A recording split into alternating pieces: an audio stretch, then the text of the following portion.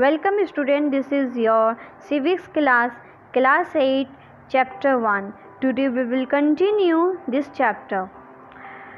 Listed below are the key features of Indian Constitution. While reading these, keep in mind the above mentioned concern of diversity, unity, socio-economic reform and representations that the authors of this document were grappling with. Try and understand the ways in which they try to balance this concern with their commitment to transforming independent India into a strong democratic society. आगे के हिस्से में भारतीय संविधान के कुछ मुख्य आयामों का उल्लेख किया गया है। इन बातों को पढ़ते हुए विविधता, एकता, सामाजिक आर्थिक सुधार और प्रतिनिधित्व से संबंधित उपरोक्त चिंताओं को लगातार ध्यान में रखिए, जिनसे इस दस्तावेज को लिखने वाले जूझ रहे थे।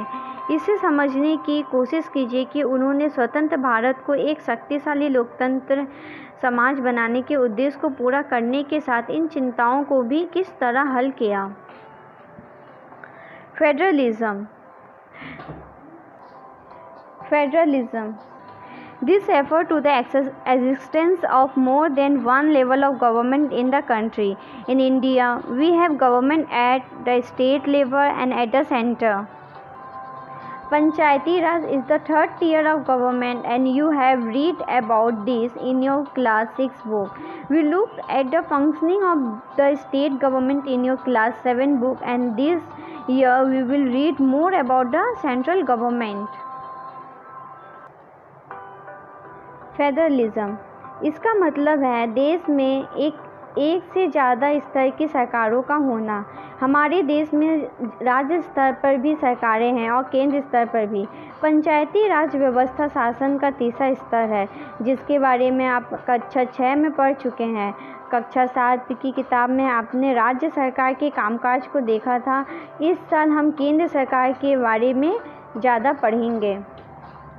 The vast number of communities in India mean that a system of government needed to be devised that did not involve only persons sitting in a capital city of New Delhi. Bharat में इतने सारे समुदायों की उपस्थिति का सीधा मतलब यह है कि यहाँ शासन की एक ऐसी व्यवस्था विकसित करनी होगी जिसमें राजधानी दिल्ली में बैठे मुट्ठी भर लोग ही पूरे देश के फैसले ना लें and making decision of everyone. Instead, it was important to have another level of government in the state so that decision could be made for that particular area.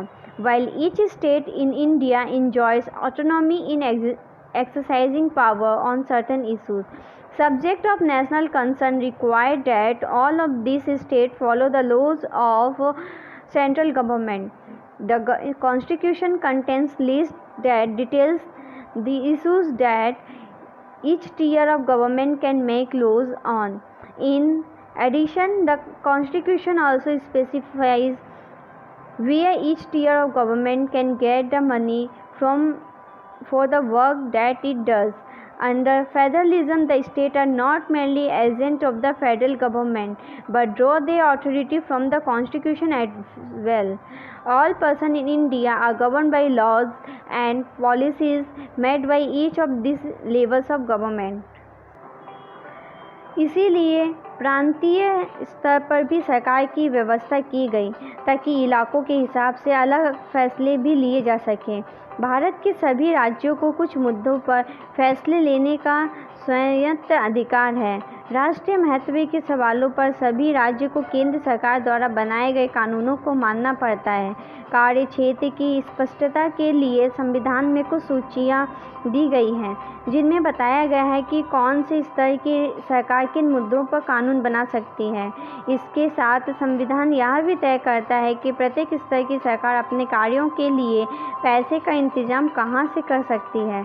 संघवाद यानी फेडरलिज्म के अंतर्गत राज्य केवल केंद्रीय सरकार के प्रतिनिधि नहीं होते, उन्हें भी संविधान से ही अपनी ताकत और अधिकार मिलते हैं। भारत के सभी लोग इन सभी स्तरों की सरकारों द्वारा बनाए गए कानून और नीतियों को अंतर्गत आते हैं। Second, parliamentary form of government. The different tiers of government that you just read about consist of representatives who are elected by the people. Your class 7 book began with the story of Kanta, who was standing in line to vote during an election. The Constitution of India guarantees universal adult franchise for all citizens. संसदीय साधन पद्धति। सरकार के सभी स्तर पर प्रतिनिधियों का चुनाव लोग खुद करते हैं। कक्षा 7 की किताबों के शुरू में कांता की कहानी दी गई थी, जो वोट डालने के लिए कतार में खड़ी है। भारत का संविधान अपने सभी वयस्क नागरिकों को वोट डालने का अधिकार देता है। संविधान सभा के सदस्य जब संविधान की रचना कर रहे थे तो उन्हें लगा कि स्वतंत्रता संघर्ष ने भारतीय जनता को वयस्क मताधिकार का प्रयोग करने के योग्य बना दिया है। When they were making the Constitution, the member of the Constituent Assembly felt that freedom struggle had prepared the masses for universal adult suffrage, and that this would help encourage a democratic mindset and break the clutches of traditional caste, class, genders hierarchies. This means that the people of India have a direct role in electing their representatives. Also, every citizen of country, irrespective of his or her social background, can also contest in election. These representatives are accountable to the people, who will read more about very representation in crucial to democratic functioning in Unit 2 of this book.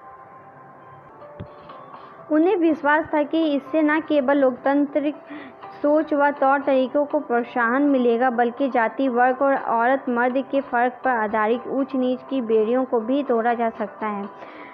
सार्वभौमिक मताधिकार का मतलब है कि अपने प्रतिनिधियों के चुनाव में देश के सभी लोग की सीधी भूमिका होती है।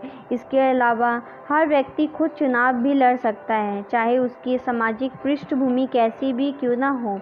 ये प्रतिनिधि जनता के प्रति जवाबदेह होते हैं। लोकतांत्रिक कार्य पद्धति में प्रतिनिधित्व क्यों महत्वपूर्ण होता है, इसके बारे में आप इसी पुस्तक की दूसरी इकाई में और विस्तार से पढ़ेंगे। Separation of powers. According to the Constitution, there are 3 organs of government. These are the legislature, the executive, and the judiciary. The legislature refers to our elected representatives. The executive is a small group of people who are responsible for implementing laws and running the government. The judiciary, of which you will read more in Unit 3 of this book, refer to the system of courts in this country. In order to prevent the misuse of power by any one branch of government, the Constitution says that each of these organs should exercise different powers, though each organ acts as a check on the other organ of government, and this ensures the balance of power between all 3. शक्तियों का बांटवारा। संविधान के अनुसार सरकार के 3 अंग हैं: विधायिका, कार्यपालिका और न्यायपालिका। विधायिका में हमारे निर्वाचित प्रतिनिधि होते हैं। कार्यपालिका ऐसे लोगों का समूह है जो कानून को लागू कराने और शासन चलाने का काम देखते हैं। न्यायपालिका की व्यवस्था को न्यायपालिका कहा जाता है, जिसके बारे में आप इस पुस्तक की इकाई 3 में पढ़ेंगे। सरकार की किसी भी शाखा द्वारा सत्ता के दुरुपयोग को रोकने के लिए प्रावधान किया गया है कि इन सभी अंगों की शक्तियाँ एक दूसरे से अलग होगी। शक्तियों के इस बंटवारे के आधार पर प्रत्येक अंग दूसरे अंग पर अंकुश रखता है और इस तरह तीनों अंगों के बीच सत्ता का संतुलन बना रहता है। This is the end of the video. If you have any doubt, please let us know. We will try to clear your doubts in another video. अगर आपको कोई संदेह है तो कृपया करके हमें बताइए। हम अगले वीडियो में आपके संदेह को दूर करने का प्रयास करेंगे।